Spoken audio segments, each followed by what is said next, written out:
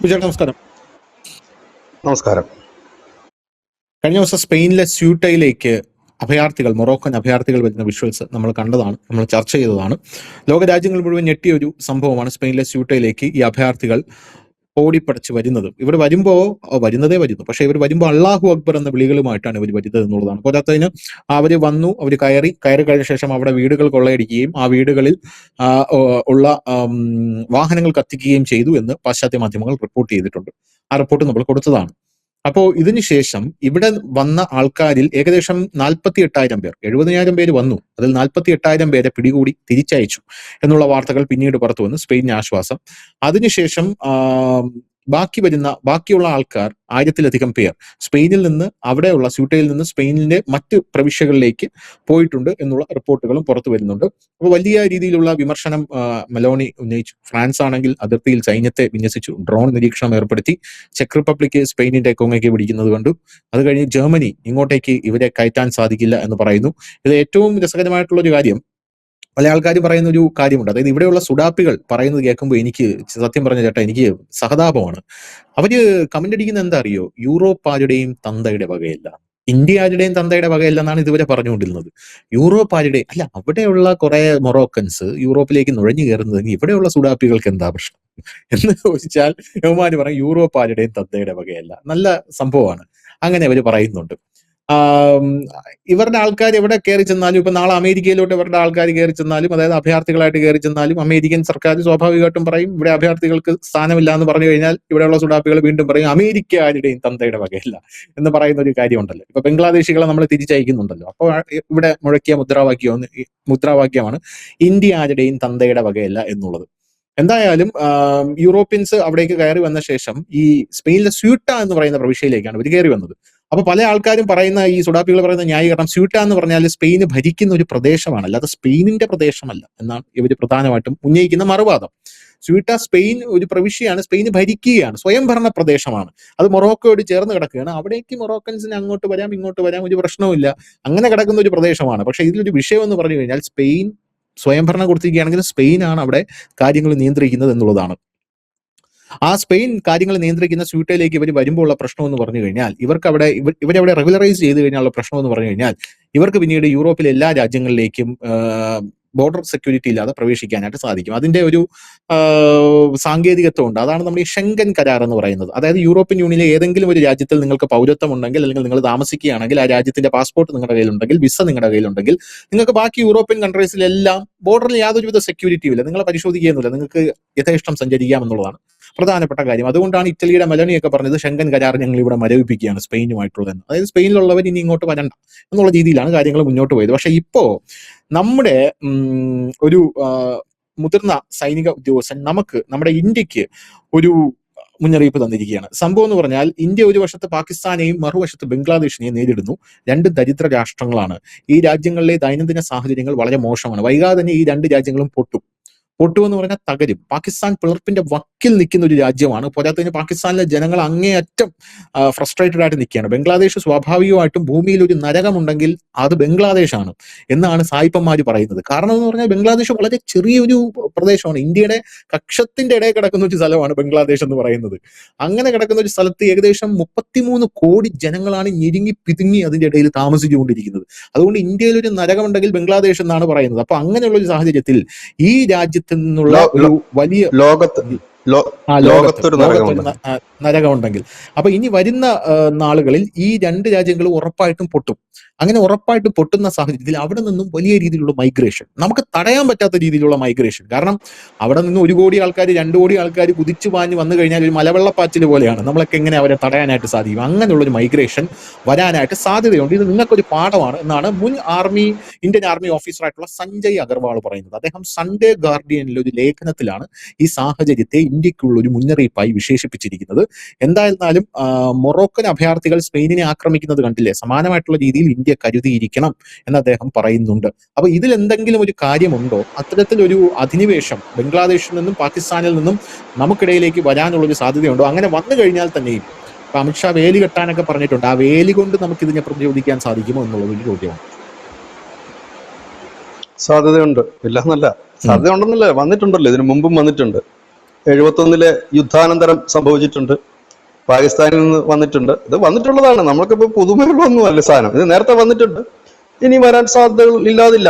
കാരണം അത്തരത്തിലുള്ള നീക്കങ്ങളൊക്കെ അതിർത്തിയിൽ വലിയ ലോറിക്ക് ആളുമൊക്കെ വന്ന് തമ്പടിച്ചിരുന്നതാണ്. കുറച്ചു നാൾക്ക് മുമ്പ് നമ്മൾ കണ്ടതാണ്. ഞങ്ങൾ ഇങ്ങോട്ടൊക്കെ ഇടിച്ചു കയറും എന്നൊക്കെ പറഞ്ഞ് നിന്നതാണ്. പിന്നെ സ്പെയിൻ പോലെ അല്ല ഇന്ത്യ എന്നുള്ളത് കൊണ്ടാണ് ഒന്ന് മടിച്ച് നിൽക്കുന്നത്.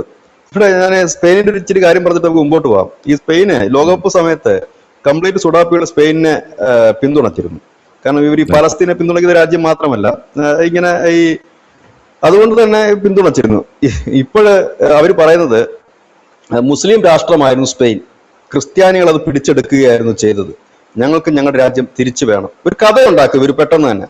ഈ ഇന്ത്യയിൽ ലോകത്തിലെ ഏറ്റവും പഴക്കമേറിയ മതമാണ് ഹിന്ദുമതം. ആ ഹിന്ദുമതത്തെ സൃഷ്ടിച്ചത് ക്രിസ്ത്യാനി പറയുന്നത് ഞങ്ങളാണ് ഹിന്ദുമതത്തെ ഉണ്ടാക്കിയെന്ന് പറയുന്നത്, മുസ്ലിംസ് പറയുന്നത് ഞങ്ങൾ ആണ് ഹിന്ദുമതത്തെ ഉണ്ടാക്കിയതെന്ന് പറയുന്നത്. എന്നാ പിന്നെ ഉണ്ടാക്കേണ്ട കാര്യമില്ലല്ലോ, അതായത് ക്രിസ്തുമതമാക്കി എടുത്താൽ പോരായിരുന്നു. എന്തിനാണ് സെപ്പറേറ്റ് ഒരു മതം ഉണ്ടാക്കിയെടുക്കേണ്ട ആവശ്യമില്ലല്ലോ. ഞങ്ങളിൽ നിന്നാണ് അത് ഹിന്ദുമതം പോയെന്നാണ് അവർ പറയുന്നത്. അപ്പൊ നിങ്ങൾക്ക് എത്ര വർഷമായി നിങ്ങൾ ജനിച്ചിട്ട്? അത് 1500 വർഷം. പിന്നെ ഹിന്ദുമതം അതിന് 5000 വർഷമായിട്ടുണ്ട്. അതായത് തന്തയേക്കാൾ മുമ്പേ മകൻ ജനിച്ചു എന്ന് പറയുന്നത് പോലത്തെ ഒരു അവസ്ഥയാണത്. അപ്പൊ ഇതേപോലെയാണ് ഇപ്പൊ സുഡാപ്പികൾ പറയുന്നത്. ഇവർ പല ഇതണക്കുള്ള സാധനങ്ങൾ ഇറക്കും. ഇത് ഒരു സാധ്യത ഇല്ലാതെ ഇല്ല. കാരണം വലിയ രീതിയിൽ തന്നെ. പക്ഷെ ഇപ്പൊ പഴയ ഇന്ത്യ അല്ല ഇപ്പോഴുള്ള ഇന്ത്യ എന്ന് പറഞ്ഞത്. കാരണം ഇന്ത്യൻസ് കുറച്ചുകൂടെ, ഇന്ത്യൻ പട്ടാളം മാത്രവുമല്ല, ഇന്ത്യൻസ് കുറച്ചുകൂടെ അലർട്ടാണ്. എങ്ങനെയാണ് ഇങ്ങോട്ടേക്ക് അവർക്ക് കടന്നു വരാൻ കഴിയുന്നത് എന്ന് ചോദിച്ചാൽ, ഏത് രാജ്യത്തിന്റെ അതിർത്തി കടന്ന് വരണമെങ്കിൽ അതിർത്തിക്ക് ഇപ്പുറത്ത് നിന്ന് അവർക്ക് സഹായങ്ങൾ ഉണ്ടാകണം. ഇല്ല എങ്കിൽ അവർക്ക് ഈസി ആയിട്ട് കടന്നു കയറാൻ കഴിയില്ല. ഏത് പോയിന്റാണ് ദുർബലമെന്ന് അവർക്ക് അറിവ് കൊടുക്കണം. അവർ കടന്നു വന്നു കഴിഞ്ഞാൽ പോകേണ്ട റൂട്ടുകൾ അവർക്ക് ക്ലിയർ ആകണം. ഇതിനൊക്കെ ഇപ്പുറത്ത് ഒരു വലിയ സംഘം, ഒരുപക്ഷെ കോൺഗ്രസ് ആയിരുന്നു ഇന്ത്യ ഭരിച്ചിരുന്നെങ്കിൽ ഈസി ആയിട്ട് നടക്കുവാൻ. നടക്കേണ്ട ആവശ്യമില്ല. കാരണം SIR ഒന്നും നടപ്പാക്കാൻ പോകുന്നില്ലായിരുന്നു. അവർക്ക് അത് ഇഷ്ടം വന്നു പോകുന്ന ഒരു സൗകര്യത്തിലായിരുന്നു. കഴിഞ്ഞ ദിവസം തസ്ലീമ നസ്രീൻ ബംഗ്ലാദേശിന്റെ അതിർത്തി ചെന്നു. ബംഗ്ലാദേശിന്റെ അതിർത്തിയിൽ ഇന്നലെ വെസ്റ്റ് ബംഗാളിൽ അവർ പോയിരുന്നു. അതിൽ നിന്ന് എന്താണ് വ്യക്തമാകുന്നത് ചോദിച്ചു കഴിഞ്ഞാൽ, ഇതാണ് ആണൊരുത്തം ഭരിച്ചാൽ കൊന്നുകളയും എന്ന് ബംഗ്ലാദേശ് പറഞ്ഞവര് ബംഗ്ലാദേശിന്റെ അതിർത്തി കൊണ്ട് നിർത്തിയിരിക്കുക. ഇന്ത്യയെ കൊല്ലുന്നെങ്കിൽ കൊന്നോ എന്ന് പറഞ്ഞിരിക്കുകയാണ്. അപ്പം ഇങ്ങനെ നിൽക്കുന്ന ഒരു സ്ഥലത്ത് അത് വലിയ ബുദ്ധിമുട്ടുള്ള കാര്യം. പക്ഷെ അത് സംഭവിക്കില്ല എന്ന് നമുക്ക് പറയാനും കഴിയില്ല. പ്രത്യേകിച്ച് റോഹിംഗ്യകൾ, 10 ലക്ഷത്തിനടുത്തുള്ള റോഹിംഗ്യകൾ ബംഗ്ലാദേശിന്റെ അഭയാർത്ഥി ക്യാമ്പുകളിലുണ്ട്. ഒപ്പം തന്നെ ജമാഅത്ത് ഇസ്ലാമിക്കാർ അടക്കമുള്ളവർ എങ്ങനെയെങ്കിലും ഇന്ത്യയിലേക്ക് കടന്നു കയറുക, ബംഗാൾ പിടിച്ചടക്കുക, ഗ്രേറ്റർ ബംഗാൾ എന്നൊക്കെ ഉള്ള വലിയ വലിയ ഡയലോഗുകളും അടിക്കുന്നുണ്ട്. വിവരവും ബുദ്ധിയും ഒന്നും ഇല്ലാത്തവരായതുകൊണ്ട് ഈ അമ്പാറ്റകളെ കണക്ക് അതിർത്തി കിടക്കാനുള്ള സാധ്യതയുണ്ട്. പക്ഷെ അവരുടെ ഉള്ളിലുള്ള ഒരു വലിയ കാര്യം ഇന്ത്യൻ സൈന്യത്തിന്റെ കുറിച്ചുള്ള ഭയം തന്നെയാണ്. കാരണം സൈന്യത്തിന്റെ ഒരു അവസ്ഥ അവർക്ക് നന്നായി അറിയാം. തുരുതുര വെടിവരും എന്നുള്ള കാര്യവും അതിർത്തി കടന്നെത്തിയ നാട്ടുകാർ പഞ്ഞിക്കിടുന്ന ഒരു ചരിത്രവുമുണ്ട്. ത്രിപുരയിലായിരുന്നു കഴിഞ്ഞ ദിവസം 2 എണ്ണത്തിന് നാട്ടുകാർ ഓടിച്ചിട്ട് തല്ലിക്കൊന്നത്. അവിടെ എന്തോ മോഷണത്തിന് വന്നതാണ് ബംഗ്ലാദേശികൾ. ഓടിച്ചിട്ട് അവിടെ തല്ലിക്കൊന്നു. അതിർത്തി കടക്കാൻ പോലുമുള്ള ടൈം അവർ കൊടുത്തില്ല. അപ്പൊ അങ്ങനെ നിൽക്കുന്ന സമയമുണ്ട്. ഇപ്പൊ അസാമിലായാലും ത്രിപുരയിലായാലും വെസ്റ്റ് ബംഗാളിലായാലും ഒക്കെ തന്നെ ഇവിടെയും എന്താണ് സ്പെയിനിൽ സംഭവിച്ചത്? അവിടുത്തെ സൈന്യം മാത്രം വിചാരിച്ചിട്ടല്ല അവർ തിരിച്ചു പോയത്. ജനം കൂടി തെരുവിലിറങ്ങി. സ്പാനിഷ് പൗരന്മാർ കൂടി തെരുവിലിറങ്ങി. അവന്മാരും കൂടെ അടിച്ചു ഓടിച്ചതുകൊണ്ടാ ഇന്ത്യയിലെ അവസ്ഥ തനിച്ചൊന്ന് ആലോചിച്ച് നോക്കി. അവന്മാരെങ്ങാണ് അതിർത്തി കടന്നു കഴിഞ്ഞാൽ പട്ടാളത്ത് ഒക്കെ വലിയ പണിയൊന്നും കാണത്തില്ല. ഇവിടെ കിടക്കുന്ന നമ്മുടെ ആളുകൾ തന്നെ അടിച്ച് നാശമാക്കില്ലേ ഇവന്മാരെ. 1-2 ജനമാണോ കിടക്കുന്നത്? സ്പെയിനൊക്കെ എന്ന് പറഞ്ഞാൽ ചെറിയ രാജ്യമാണ്. ഇവിടെ വെസ്റ്റ് ബംഗാളിൽ കിടക്കുന്ന ജനം എത്ര കോടിയാ കിടക്കുന്നത്? അവിടെ കിടക്കുന്ന ജനം, ഈ ജനം എല്ലാം കൂടെ വിയോജിപ്പുണ്ട്. കാരണം എന്ന് പറഞ്ഞാൽ നമ്മളെപ്പോഴും പറയുന്ന ഒരു കാര്യമാണ്. കാരണം നമ്മൾ തെരുവിൽ ഇറങ്ങിക്കഴിഞ്ഞാൽ പിന്നെ തെരുവേ കാണില്ല. ഇത് നമ്മളെപ്പോഴും വീരവാദം പറയുന്ന ഒരു കാര്യമാണ്. നമ്മൾ എപ്പോഴെങ്കിലും തെരുവിൽ ഇറങ്ങിയിട്ടുണ്ട് ചേട്ടാ? ബേസിക്കലി നമ്മൾ ബ്രിട്ടീഷുകാർ വന്നപ്പോൾ ഇറങ്ങിയോ? നമ്മൾ സോമനാഥ ക്ഷേത്രം ആക്രമിച്ചപ്പോൾ ഇറങ്ങിയോ? ഞാൻ മനസ്സിലാക്കുന്നത് സോമനാഥ ക്ഷേത്രം ആക്രമിച്ചപ്പോൾ ആ ആക്രമിച്ചവന്മാരുടെ ഒരു 100 ഇരട്ടി ആൾക്കാർ അവിടെ ഉണ്ടായിരുന്നു. ഇവർ ചുറ്റും കൂടി നിന്ന് മൂത്രം ഒഴിച്ചു കഴിഞ്ഞാൽ ഈ ആക്രമിച്ചവന്മാർ അതിൽ ഒലിച്ചു പോകും എന്നാണ് കഥ ഞാൻ കേട്ടിട്ടുള്ളത്. എന്നിട്ട് നമ്മൾ ആക്രമിക്കാൻ തയ്യാറായി. നമ്മളെപ്പോഴും ഒരു കൊളോണിയൽ, അതായത് അടിച്ചമർത്തപ്പെട്ട് നമുക്ക് 2 അടിയൊക്കെ കിട്ടി, നമ്മൾ അങ്ങനെ മറ്റുള്ള ആൾക്കാരാൽ ഭരിക്കപ്പെട്ട് നമ്മൾ അങ്ങനെ ഒരു പാറ്റന്റിൽ വന്നിരിക്കുന്ന ഒരാളാണ് നമ്മൾ. ഈ തെരുവിലിറങ്ങുക എന്ന് പറഞ്ഞാൽ അവരിറങ്ങും. അതായത് ഈ മറ്റു മതമൗലിക രാജ്യത്തിലെ ആൾക്കാർ, ഇറാനിലുള്ള ആൾക്കാർ, അങ്ങനെ പല ആൾക്കാർ ഇറങ്ങുന്നത് ഞാൻ കണ്ടിട്ടുണ്ട്. പക്ഷെ നമ്മൾ എഫക്റ്റീവായിട്ട് ഇത്തരത്തിലുള്ള കാര്യങ്ങൾക്ക് ഒന്നും തെരുവിലിറങ്ങുന്നത് ഞാൻ കണ്ടിട്ടില്ല. ഇപ്പൊ ബ്രിട്ടീഷ് സ്വാതന്ത്ര്യ സമരം ആയിരുന്നാൽ പോലും ഒരു സുഭാഷ് ചന്ദ്രബോസ് മാത്രമേ ഒരൊറ്റ ഒരു മനുഷ്യൻ മാത്രമേ ഉണ്ടായിരുന്നുള്ളൂ INA രൂപീകരിച്ച് ഹിറ്റ്ലറുടെ അടുത്ത് സഹായം ചോദിക്കാൻ പോകാനായിട്ട്. ബാക്കിയുള്ള എല്ലാവരും അടികൊണ്ടും ബ്രിട്ടീഷുകാരുടെ പീരങ്കിയിൽ നിന്ന് വെടിയുതിർത്തും മരിച്ചും ആ മരണത്തിന്റെ കൂമ്പാരത്തിൽ നിന്നുകൊണ്ടാണ് നമുക്ക് സ്വാതന്ത്ര്യം അവസാനം പെട്ടെന്ന് നമുക്ക് സ്വാതന്ത്ര്യം നിന്ന് തിരിച്ചു പോയത്. അപ്പോൾ പോലും നമ്മൾ പീസ്ഫുൾ ആയിട്ടാണ് നമ്മൾ പ്രൊട്ടസ്റ്റ് നടത്തിക്കൊണ്ടിരുന്നത്. അപ്പോൾ ഇങ്ങനെ ആൾക്കാർ വരുമ്പോൾ നമ്മൾ തെരുവിലിറങ്ങുമെന്ന് പറഞ്ഞാൽ എനിക്കത് എൻ്റെ ഒരു ഇപ്പോൾ നിലവിലത്തെ ഒരു സാഹചര്യം വെച്ച് എനിക്കത് അങ്ങോട്ട് അക്സെപ്റ്റ് ചെയ്യാൻ പറ്റുന്നത്. അറിവില്ലായ്മ ഒരു തെറ്റല്ല, പക്ഷെ അത് എന്തുകൊണ്ടാണ് ധനുഷത് പറയുന്നത് വെച്ച് കഴിഞ്ഞാല് ഇവിടുത്തെ ഒരു കമ്മ്യൂണിസ്റ്റ് ചരിത്രകാരൻ എഴുതിയ ചരിത്രമാണ് പഠിച്ചത്. ഞാൻ BA ഹിസ്റ്ററി ആയിരുന്നു. അവിടെയും അതൊക്കെ തന്നെയാണ്, കുറച്ചൊക്കെ അതിൽ പറയുന്നുണ്ട്. ബ്രിട്ടീഷുകാരുടെ ചരിത്രമാണ്. ഈ രാജ്യത്ത് ബ്രിട്ടീഷുകാരോട് പോരാടിയ, മുഗളന്മാരോട് പോരാടിയ എത്രയോ രാജവംശങ്ങളും രാജാക്കന്മാരും ഉണ്ടായിരുന്നു. ഒടുവിൽ അവരുടെ സൈന്യം പരാജയപ്പെട്ടപ്പോൾ തീയിൽ ചാടി ആത്മഹൂതി നടത്തിയ സ്ത്രീകളുടെ നാടല്ലേ ഇത്? ഈ ഗാന്ധിജി സത്യാഗ്രഹം കിടന്നുകൊണ്ടല്ലോ ഇന്ത്യക്ക് സ്വാതന്ത്ര്യം കിട്ടുന്നത്. ഒരുപാട് പോരാട്ടങ്ങൾ നടന്ന് ബ്രിട്ടീഷുകാർക്ക് പിടിച്ചു നിൽക്കാൻ പലപ്പോഴും കഴിയാതെ വന്നപ്പോൾ അവർ തന്നെ പറഞ്ഞു നമ്മുടെ സൈന്യത്തിന് നഷ്ടമാണ്, നമ്മുടെ ആളുകൾക്ക് നഷ്ടമാണ്, അതുകൊണ്ട് നമുക്കിത് മടങ്ങിപ്പോകുന്നത് നല്ലത്. കാരണം ഒരു ഗാന്ധിയോ ഒരു കോൺഗ്രസോ അല്ല ഇന്ത്യക്ക് സ്വാതന്ത്ര്യം കൊടുത്തത്. ഇന്ത്യ സ്വതന്ത്രമാകുമ്പോൾ 602 രാജ്യങ്ങളുണ്ടായിരുന്നു. ഈ രാജ്യങ്ങളിൽ ഞാൻ ചോദിച്ചോട്ടെ, പഴശ്ശി എങ്ങനെയാണ് പഴശ്ശി സ്വന്തം നാട്ടുകാരോട് യുദ്ധം ചെയ്തിട്ടായിരുന്നു പഴശ്ശി? നമ്മുടെ വേലുത്തമ്പി ദളവ എന്തുകൊണ്ട് തിരുവിതാംകൂറിലേക്ക് ബ്രിട്ടീഷുകാർ കടന്നു കയറിയില്ല? അവിടെ എന്തുകൊണ്ടായിരുന്നു കടന്നു കയറുക? അത്ര ശക്തമായിരുന്നു തിരുവിതാംകൂർ. തിരുവിതാംകൂറിന്റെ 7 അയലത്തേക്ക് ടിപ്പു എത്തുമെന്ന് പറഞ്ഞപ്പോഴല്ലേ വൈക്കം പത്മനാഭപിള്ള ടിപ്പുവിന്റെ കുതികാൽ വെട്ടി ടിപ്പു കണ്ടം വഴി ഓടുന്നതും ഈ കേരളത്തിലല്ലേ? ഇതൊക്കെ കേരളത്തിന്റെ ചരിത്രമാണ് ഞാൻ ഈ പറയുന്നത്. അങ്ങനെ നോക്കുമ്പോൾ 1000 പോരാട്ട വീര്യങ്ങൾ നടന്ന മണ്ണാണിത്. ഭഗത് സിംഗും ഈ പറയുന്നതൊക്കെ നമ്മൾ പറയുന്ന ഈ ഉയർത്തി കാണിക്കുന്ന പേരുകളാ. നരേന്ദ്രമോദി സർക്കാർ 2014 വന്നതിന് ശേഷം ഇന്ത്യയിൽ ഉടനീളം ഇത്തരത്തിലുള്ള പോരാട്ട നായകന്മാർക്ക് സ്മാരകങ്ങൾ പണിയുന്ന ഒരു പദ്ധതി തുടങ്ങി. അത് ഏറെക്കുറെ എല്ലാവർക്കും ഇഷ്ടപ്പെട്ട ഒരു കാര്യമായിരുന്നു. അങ്ങനെ എല്ലായിടത്തും, ഞാനിപ്പോ ഇരിക്കുന്നത് അമ്പലപ്പുഴയിലാണ്. ഇവിടെ സർ CP രാമയ്യരുടെ മൂക്ക് വെട്ടിയ മണിയുടെ നാടാണ്. നമ്മുടെ ഓഫീസിന്റെ അവിടുന്ന് ഒരു 10 ചുവട് മുമ്പോട്ട് പോയി കഴിഞ്ഞാൽ അദ്ദേഹത്തിന്റെ വസതി കാണാം, ഒരു സ്മാരകവും കാണാം. RSPക്കാർ എല്ലാ വർഷവും ഷിബു ബേബി ജോൺ അവിടെ എത്തി സ്മാരകത്തിൽ പുഷ്പാർച്ചന നടത്തുകയും ചെയ്തു. ആ ഒരു ഒറ്റ വെട്ടോടുകൂടിയല്ലേ സർ CP ഈ നാട് വിടേണ്ടി വന്നത്. ഇല്ലെങ്കിൽ സർ CP ദിവാനായിക്കൊണ്ട് തിരുവിതാംകൂർ എന്ന് പറയുന്ന ഒരു രാജ്യം തന്നെ ഇപ്പോൾ നിലനിൽക്കത്തില്ലായിരുന്നു. അത് പിടിച്ചെടുക്കുന്നതിന് പിന്നെ എന്തൊക്കെ പ്രശ്നങ്ങൾ നമുക്ക് നടത്തേണ്ടി വന്നിട്ടുണ്ടാകും. അപ്പം ഈ ഐതിഹാസികപരമായ പോരാട്ടങ്ങളിലൂടെയും ഇത് കണക്കുള്ള സമരങ്ങളിലൂടെയും ഒക്കെ തന്നെയാണ് ഇത് രൂപപ്പെട്ടിരിക്കുന്നത്. അതല്ലാതെ ജനം തെരുവിലിറങ്ങാതെ സമാധാനത്തിൽ ജനം സമരം ചെയ്താൽ ആരും സ്വാതന്ത്ര്യം തരില്ല. പോരാട്ടങ്ങൾ തന്നെ നടത്തേണ്ടി വരും. ഇവിടെ ഏറ്റവും ഒടുവിൽ എന്താണ് സംഭവിച്ചത്? ഇവിടെ എല്ലാവരും ചോദിക്കുന്നുണ്ട് RSSന് സ്വാതന്ത്ര്യ സമരത്തിൽ എന്താ റോളം. ഞാനിത് പലവട്ടം ഈ ഒരു പ്ലാറ്റ്ഫോമിൽ പറഞ്ഞു എഴുതിയിട്ടുണ്ട്. 1954 ഗോവാദമൻ ദ്വീപ് പിടിച്ചടക്കുന്നതിനകത്ത് സംഘത്തിന്റെ പങ്ക് എന്തായിരുന്നു എന്നുള്ളത് ഞാൻ പല എപ്പിസോഡ് ഈ ചാനലിൽ തന്നെ ചെയ്തിട്ടുണ്ട്. പല എപ്പിസോഡുകൾ ചെയ്തിട്ടുണ്ട്. 54 അവിടെയൊക്കെ റൂട്ട് മാർച്ച് നടത്തിയതും അത് എങ്ങനെയാണ് പിടിച്ചെടുത്തതെന്നും പോലീസ് സ്റ്റേഷൻ എന്ന് പറഞ്ഞാൽ നമ്മുടെ പോലീസ് അല്ല, ബ്രിട്ടീഷ് പോലീസിന്റെ ആ ക്യാമ്പ് സംഘം ആക്രമിച്ച കഥയും ഒക്കെ ഞാൻ ഈ ചാനലിൽ പലവട്ടം പറഞ്ഞിട്ടുണ്ട്. ഞാൻ സ്വന്തമായിട്ട്, അതായത് ധനുഷ് ഇല്ല, ഞാൻ ഒറ്റയ്ക്ക് തന്നെ അതിന്റെ ഒരു എപ്പിസോഡ് എടുത്ത് ഇട്ടിട്ടുണ്ട്. ഒരുപാട് ചരിത്രമാണ്. ഈ ചരിത്രം ലഭിച്ചതിന് ശേഷം നാട്ടുരാജ്യങ്ങളെല്ലാം വന്നിട്ടില്ലായിരുന്നല്ലോ. അന്നേരം ഈ നാട്ടുരാജ്യം വിട്ടു നിൽക്കുക, എല്ലാരും ചേർത്ത് വരണ്ടേ. അന്നേരം അവന്മാര് വിട്ടുപോയിട്ടില്ലായിരുന്നു. സിൽവാസ, ഞാൻ സിൽവാസ വർക്ക് ചെയ്തിട്ടുണ്ട്. അപ്പൊ സിൽവാസയൊക്കെ ബ്രിട്ടീഷുകാരുടെ ഒരു അവിടുന്ന് പോകാൻ അവർക്ക് വലിയ മടിയുണ്ടായിരുന്ന സമയമാണ്. ഗോവ വിമോചന സമരം, അതിന്റെ ഒരു പശ്ചാത്തലത്തിലാണ് ഇതെല്ലാം നടക്കുന്നതൊക്കെ. അപ്പം അങ്ങനെയൊക്കെ ഒരുപാട് കാര്യങ്ങളുണ്ട്. അപ്പൊ ഒരുപാട് സമരങ്ങളും ഇപ്പം നമ്മുടെ ഇവിടെ എന്താ സംഭവിച്ചെന്ന് വെച്ചാൽ, ബ്രിട്ടീഷുകാരൻ പോയതിനു ശേഷം അവനെ ഹൈലൈറ്റ് ചെയ്യുന്ന ഒരു ചരിത്രം ഉണ്ടാക്കി വെച്ചു. നമ്മൾ ചരിത്രം പഠിക്കുമ്പോൾ, ഇന്ത്യ ചരിത്രം പഠിക്കുമ്പോൾ മെക്കാളയുടെ ചരിത്രം, പിന്നെ ലൂയി 14ന്റെ ചരിത്രം, ഇതിനകത്ത് അവര് ചെയ്ത ജോർജ് രാജാവിന്റെ പേരിൽ നമ്മുടെ കർത്തവ്യ പത്ത്, അതിന്റെ പേര് മുമ്പ് രാജവീതി എന്നായിരുന്നു. എന്തുകൊണ്ട് രാജവീതി ഇട്ടു? കൽക്കത്തയിൽ ഇരിക്കുന്ന വൈസ്രോയി, കൽക്കത്തയിലുള്ള വൈസ്രോയിക്ക് ഡൽഹിയിൽ എത്തണം. അപ്പൊ ആ വൈസ്രോയി കടന്നു പോകുന്നു, രാജാവിന്റെ പ്രതിനിധിയായി ആ രാജാവ് ജോർജ് 5-മോ 6-മോ കൊണ്ട് അവിടെ വരുന്നുണ്ട് കൽക്കത്തയിൽ നിന്ന് ഡൽഹിക്ക് വരുമ്പോൾ അദ്ദേഹത്തിന് കടന്നു പോകുന്ന വഴിക്കാണ് ആ പേരിട്ടിരുന്നത്. നരേന്ദ്രമോദി വരേണ്ടി വന്നു അതിന് കർത്തവ്യ പത്തെന്ന് മാറ്റാനായിട്ട്. അപ്പം ഇങ്ങനെയുള്ള കുറെ ചരിത്രം അവർ എഴുതി വെച്ചു. കമ്മികൾ പിന്നെ വന്നു, ചരിത്രകാരന്മായിട്ട് വന്നപ്പം അവരുടേതായ കുറെ തള്ളും കൂടി ഇത് കയറ്റി വെച്ചു. അതിന്റെ ഭാഗമായിട്ടാണ് ഭഗത് സിംഗ് തുടങ്ങിയ ഭഗത് സിംഗിനെ വിപ്ലവകാരികൾ, പിന്നീട് അത് CPIക്കാർ ഭഗത് സിംഗിനെ ഏറ്റെടുക്കുകയും AIYF എന്ന് പറയുന്ന യുവജന സംഘടന ഭഗത് സിംഗ്, നമ്മുടെ ഈ PDP DYFക്കാര് ചെഗുവേരയുടെ ചിത്രമുള്ള ബെന്നിനിടുന്നത് പോലെ തന്നെ AIYF എന്ന് പറഞ്ഞിട്ട് യുവജന സംഘടനയുണ്ട് CPIയുടെ. അവർ ഈ ഭഗത് സിംഗിന്റെ മറ്റേ തൊപ്പിയൊക്കെ വെച്ച ഭഗത് സിംഗിന്റെ പടമുള്ള ഷർട്ടും കൊടിയും ഒക്കെയാണ് അവർ യൂസ് ചെയ്യുന്നത്. അപ്പം വിപ്ലവകാരികളും ഇതിനകത്തുണ്ടായിരുന്നു.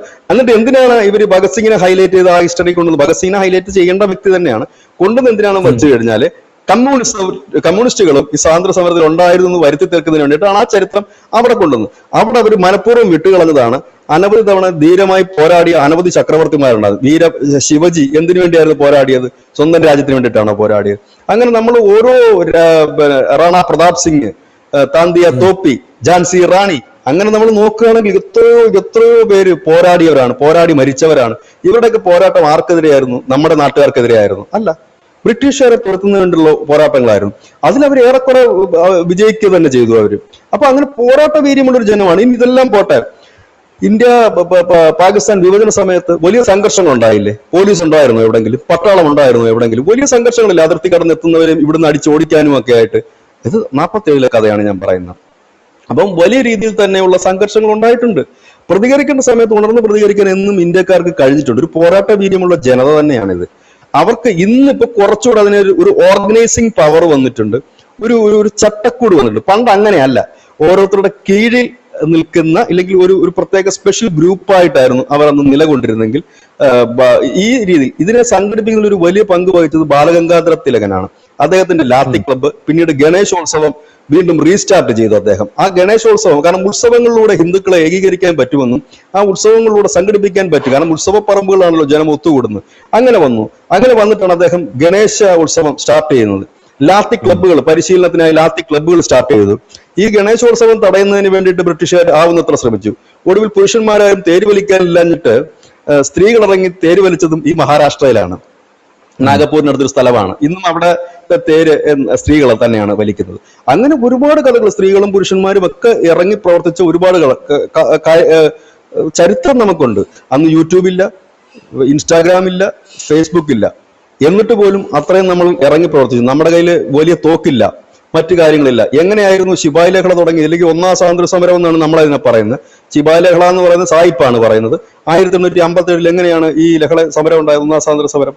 അത് നമ്മുടെ മതത്തിനെ ഹനിക്കുന്ന രീതിയിലേക്ക് തോക്കിന്റെ തിരകളിൽ പശുവിന്റെയും പന്നിയുടെയും നെയ് കലർത്തിയിട്ടുണ്ട് എന്നതിൽ നിന്ന് തുടങ്ങിയതാണ്.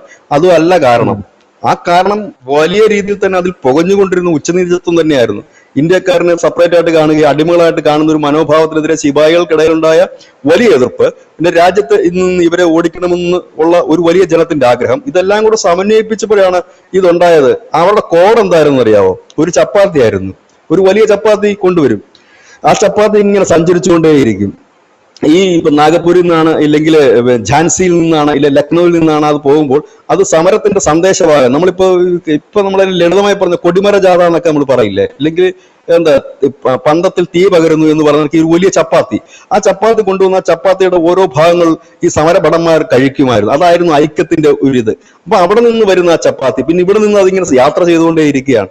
അതൊക്കെ അങ്ങനെയൊക്കെ ഒരുപാട് കാര്യങ്ങളാണ്. ഇന്നിപ്പോ അതിന്റെ ആവശ്യമൊന്നുമില്ല. ഒരു മെസ്സേജ് ഇട്ട് കഴിഞ്ഞാൽ, വാട്സ്ആപ്പ് ഗ്രൂപ്പിൽ മെസ്സേജ് ഇട്ട് കഴിഞ്ഞാൽ ഒരു 10,000 പേരിലേക്ക് പോകുന്ന സംവിധാനം ഇന്ന് വന്നു. ചപ്പാത്തി ഒന്നും ഇന്ന് ആവശ്യമേ ഇല്ല.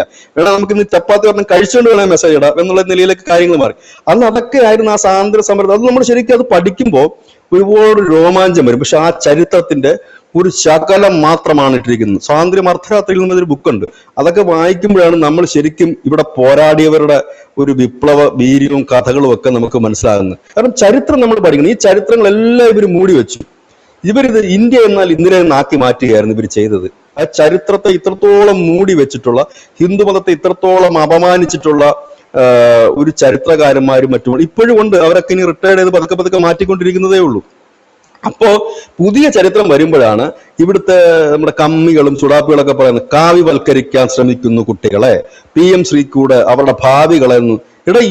ഏത് രാജ്യത്ത് വേണം പോയി നോക്കിക്കോ ധനുഷ്, ആ രാജ്യത്തിന്റെ ചരിത്രമാണ് എല്ലാ രാജ്യത്തും കുട്ടികളെ പഠിപ്പിക്കുന്നത്. ഇവിടെ പഠിപ്പിക്കുന്നത് എന്താണ്? മെക്കാള പ്രഭു ഇവിടെ വന്നത്, വൈസ്രോയ് ചെയ്ത കാര്യങ്ങൾ, ജർമ്മൻ ഗുണ്ടറട്ടിന്റെ കാര്യങ്ങൾ, ഇതൊക്കെയാണ് ഇവിടെ പഠിപ്പിക്കുന്നത് അല്ലേ? ഇവിടെ ഇന്ത്യക്കാരനായിട്ട് പിന്നെ ആര്യഭടനെ പഠിപ്പിക്കുന്നുണ്ടോ? മറ്റ് ആരുടെയെങ്കിലും കാര്യങ്ങൾ പറയുന്നുണ്ടോ? ഇല്ല, ഇതൊന്നും പറഞ്ഞു പോകുന്നില്ല. അതായത് നമ്മളുടെ ആത്മാഭിമാനം, ഇപ്പൊ നമ്മളുടെ കുടുംബത്തില് ഇല്ലെങ്കിൽ നമ്മുടെ അച്ഛന് ഇല്ലെങ്കിൽ നമ്മുടെ പൂർവികർക്ക് എന്തെങ്കിലും ഒരു ഇതുണ്ടെങ്കിൽ എല്ലാവരും ആഗ്രഹിക്കില്ലേ, എന്റെ കുടുംബത്തിൽ ഒരു പോരാളി ഇല്ലാതെ പോയല്ലോ, ഇല്ലെങ്കിൽ ഒരു ഇതില്ലാതെ പോയല്ലോ. ഉണ്ട്. ആ ഉള്ള ആളെ നമ്മൾ ഒരിക്കലും പുറത്തു പറയാതിരുന്ന അവരെ എങ്ങനെ അറിയും? അതായത് ഇന്ത്യക്കാരന്റെ ആത്മാഭിമാനം തകർക്കുന്നതിന് വേണ്ടിയിട്ടാണ് നീയൊക്കെ ഇപ്പോഴും ചില യൂട്യൂബർമാരിരുന്ന് പറയത്തില്ലേ, സായിപ്പ് വന്നില്ലായിരുന്നെങ്കിൽ എന്തായിരുന്നു ഇന്ത്യക്കാര്? അപരിഷ്കൃതമായ ഒരു സമൂഹം. ഇവിടെ വന്ന് ഞങ്ങള് ഭാഷ കണ്ടുപിടിച്ചു, ഭാഷ തന്നു. ഈ ഭാഷ എന്തിനാണ് ഇവർ കണ്ടുപിടിച്ചതെന്നറിയാവോ? ബംഗാളിൽ നിന്ന് അവിടുത്തെ അന്നത്തെ വൈസ്രോയി വിക്ടോറിയ രാജ്ഞിക്ക് കത്തെഴുതി. എന്നിട്ട് അവർ പറഞ്ഞു, ഒരു വെടി പോലും ഇവിടെ പൊട്ടിക്കണ്ട, ഞാൻ ഇന്ത്യൻ സംസ്കാരം, ഒരു രാജ്യത്തെ കടന്നു കയറാൻ ഏറ്റവും എളുപ്പം, അവരെ കീഴ്പ്പെടുത്താൻ എളുപ്പം അവരുടെ സംസ്കാരം നശിപ്പിക്കുകയാണ്. അന്ന് ആ കത്തെഴുതി. കത്തിൽ അവർ പറഞ്ഞത് എന്താണ്? ഞാൻ 92 ബ്രാഹ്മണ കുട്ടികളെ ഇംഗ്ലീഷ് മീഡിയം സ്കൂളിൽ ചേർത്തു. അതിൽ നിന്നും മനസ്സിലാക്കുന്ന കാര്യം എന്താണ്? ഈ 92 കുട്ടികളും അവരുടെ ഈ സംസ്കൃതവും കാര്യങ്ങളും എല്ലാം ഉപേക്ഷിച്ചുകൊണ്ട്, അവരുടെ ദിനചര്യകൾ ഉപേക്ഷിച്ചുകൊണ്ട് ഇംഗ്ലീഷ് മീഡിയം പഠിക്കുകയാണ്. ഇംഗ്ലീഷ് മീഡിയത്തിൽ എന്താണ് പഠിപ്പിക്കുന്നത്? വിക്ടോറിയ രാജ്ഞിയുടെ വീരകഥകളും ബ്രിട്ടീഷുകാരുടെ കാര്യങ്ങളും പിന്നെ അവരുടെ ദൈവത്തിന്റെ കാര്യമാണ് പഠിപ്പിക്കുന്നത്. അപ്പോഴേക്ക് എന്ത് പറ്റി? അവന്റെ സംസ്കാരം പോയി. എന്നിട്ട് ഈ കുട്ടികളെ കൊണ്ട് തന്നെ നിന്റെ സംസ്കാരം മോശമാണെന്ന് പറയിക്കുന്ന തരത്തിലേക്ക് പോയി. അതിന്റെ ഏറ്റവും ഒടുവിലത്തെ വേർഷൻസ് ആണ് ഇപ്പൊ കാണുന്ന നവസഭക്കാർ. അവർ പലരും ഈ കഴിഞ്ഞ കാലം വരെ ഹിന്ദുക്കളായിരുന്നു. അവരിപ്പോ വന്നിട്ട് പറഞ്ഞത് അങ്ങനല്ല ഇങ്ങനെയല്ല, ഇതേപോലുള്ള ഹിസ്റ്ററികൾ അടിച്ചിറക്കും ഇന്ത്യ. അതുകൊണ്ടാണ് നമ്മൾ പറയുന്നത്, പോരാട്ട വീര്യമുള്ള, ഇത്രയും പോരാട്ട വീര്യവും ധൈര്യമുള്ള ഒരു സമൂഹം ഈ ലോകത്ത് തന്നെ ഇല്ല. പക്ഷെ നമ്മൾ മറ്റുള്ളവരെ കണക്ക് യുദ്ധ കൊതിയന്മാരല്ലായിരുന്നു. എപ്പോഴും ആക്രമിക്കുക, ഇപ്പം അറബ്സിനെ പോലെ, ഇല്ലെങ്കിൽ യൂറോപ്യൻസിനെ പോലെ, ഇല്ലെങ്കിൽ മറ്റു ഗോത്രങ്ങളെ പോലെ നമ്മൾ എപ്പോഴും അങ്ങോട്ടും ഇങ്ങോട്ടും അടിച്ചുകൊണ്ടിരുന്നവരായിരുന്നില്ല. പകരം നമുക്ക് ഹിന്ദുമതത്തിന്റെ ഏറ്റവും വലിയൊരു ക്വാളിറ്റി, സനാതന മതത്തിന്റെ ഏറ്റവും വലിയ ക്വാളിറ്റി തന്നെ ക്ഷമയാണ്. മാക്സിമം ക്ഷമിക്കും, ഭൂമിയോളം ക്ഷമിക്കും, സഹിക്കും. ഒടുവിലാണ് നാം അത് പൊട്ടിത്തെറിക്കുകയും വലിയ രീതിയിൽ തന്നെ ഇതിനെ തിരിച്ചടിക്കുകയും നമ്മൾ ചെയ്യാറുള്ളത്. ഇത് നമ്മൾ ചെയ്തിട്ടുള്ള ഒരു ബൃഹത്തായ ചരിത്രമാണ്. ഇപ്പൊ കുറച്ചുകൂടെ നമുക്ക് ഐക്യം വന്നു. അതായത് ഇപ്പൊ നമുക്ക് എന്താ പറയുന്നത്, ഒരു വിസിലടിച്ചാൽ ഒത്തുകൂടത്തക്ക രീതിയിലേക്ക് ഒരു സംഘടനാ തലത്തിലേക്ക് വന്നു. അതിപ്പോ RSS മാത്രമല്ല ഞാൻ പറയുന്നത്, അനവധി സംഘടനകളുണ്ട്, ജനങ്ങൾക്കിടയിലുള്ള കൂട്ടായ്മകളുണ്ട്. ഇപ്പൊ കഴിഞ്ഞ ദിവസം ധനുഷ് തന്നെ ഒരു വാർത്ത പറഞ്ഞു, വെസ്റ്റ് ബംഗാളില് എന്താണ് നാഷണൽ യൂത്ത് ഇറങ്ങി എന്ന് പറഞ്ഞല്ലേ? എന്താ നാഷണൽ യൂത്തിന്റെ, അതെ, അത് എന്തുകൊണ്ട് വന്നതാണ്? അത് അതൊരു പുതിയ സംഘടനയാണ്. നമുക്ക് അറിയില്ല ഇത് ആരാണ് എന്താണെന്നൊക്കെ ഉള്ളത്. RSS ഒന്നും അല്ലത്. അതേപോലെയാണ്. അതുകൊണ്ട് നമ്മൾ ചരിത്രം, അതുകൊണ്ടാണ് ഇപ്പൊ ഈ സർക്കാർ വിദ്യാഭ്യാസ നയം കൊണ്ടുവന്ന് ചരിത്രങ്ങൾ മാറ്റി മാറ്റി മാറ്റി കൊണ്ടിരുന്നത്. ചരിത്രം പഠിക്കണം. നമ്മുടെ ചരിത്രം പഠിച്ചില്ലെങ്കിൽ ഇപ്പൊ ധനുഷ് വരെ എത്തി, ഇനി ധനുഷിന്റെ കുട്ടിക്ക് അത് വരരുത്. അവൻ നമ്മുടെ ചരിത്രം പഠിച്ച് വരണം. നമ്മുടെ ഒരു വീര ഇതിഹാസങ്ങൾ നമ്മളെ കുറിച്ച് അറിയണം, നമ്മൾ എന്താണെന്നുള്ളതിനെ കുറിച്ച് അറിയണം. അതറിയാൻ ഇവന്മാർ സമ്മതിക്കത്തില്ല. ഈ കമ്മികളും സമ്മതിക്കത്തില്ല, കൊങ്ങികളും സമ്മതിക്കും, ചൂടാപ്പികൾ പണ്ടേ സമ്മതിക്കത്തില്ല, പിന്നെ കുഴപ്പമില്ല. പിന്നെ ഈ പറയുന്ന നവസഭക്കാരും സമ്മതിക്കത്തില്ല. അതാണ് അതിനകത്തെ അവസ്ഥ.